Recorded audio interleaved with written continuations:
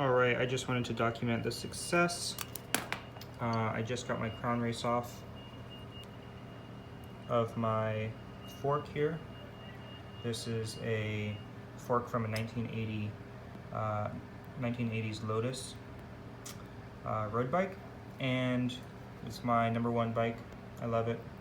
I live in New York, and you don't want a nice looking bike. This bike is vintage, paint's all messed up. People don't even look at it when they go by. Never had it stolen, been here for 2 years, knock on wood. Okay, so now I wanted to replace the headset because it is really bad. It locks right into place, and on the crown race you can see there's a big, there's a big huge hole right there, and there's also a gash out right there. So yeah, it locks right into place and does not turn freely. Anyway, so I'm trying to get this off, and I was using a tool here and using a hammer, like they say, does not work. I think this is the original crown race on the bike from 1980. So you can see it took some paint off with it, even though, you know, I pulled it off. So the paint, like I said, is pretty messed up on this bike, but the frame itself, I wanted to do it without damaging the frames or the fork. So yeah, it looks bad, but it's just paint.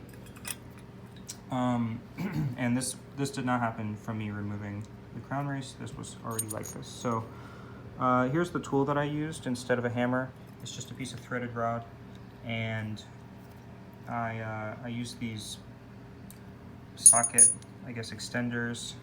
There are 2 different sizes, but it doesn't matter. The length is the same, and they kind of fit right in to the side of the washer,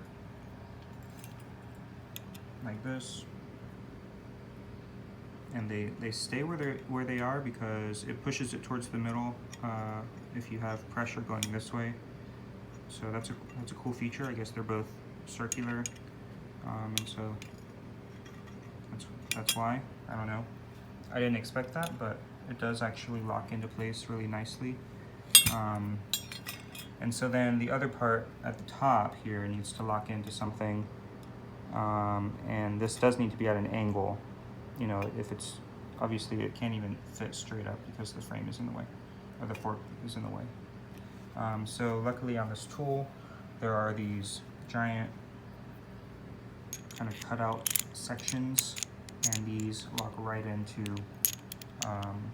this cutout section. So yeah, you mount the tool here on your fork, and then you have the one on either side, one here and one here, and you need to make sure they're both there because you want to make sure that you're pulling your crown race out straight, or else you could damage the metal. And yeah, so some other details to get this to work.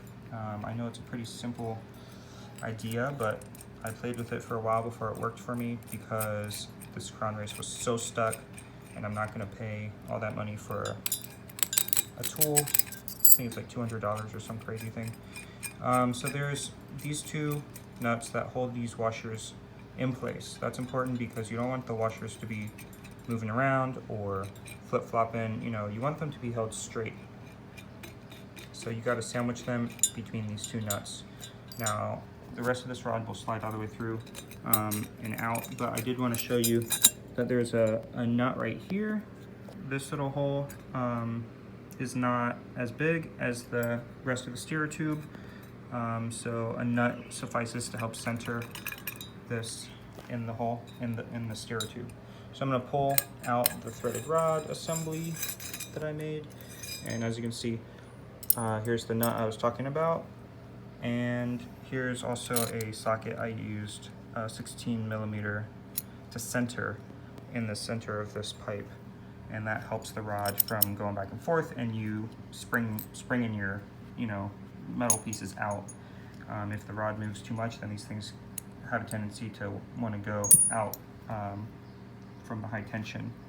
And then at the top, pretty simple. These are not sandwiched, and this is the nut that you would be tightening, and it will pull the rod up and push the crown race off.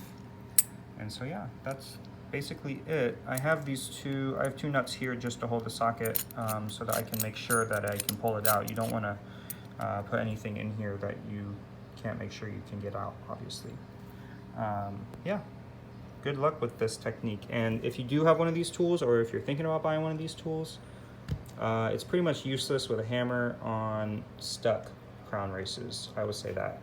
If you have a crown race that is like on a new bike, probably it's fine, but it does kind of dig into the paint a little bit on the edge, as you can see. I mean, actually the crown, yeah, you can see right here, this chipping on the edge is from that tool. And a little bit right there, that's from the tool. But the main part of the paint that came off is actually like on the surface of the crown race, the base of the crown race, where the crown race just took off paint. Anyway, yeah, good luck using this tool, the hammer. And if you want a cheap way to use it without a hammer, this is a good way. It worked for me. Good luck.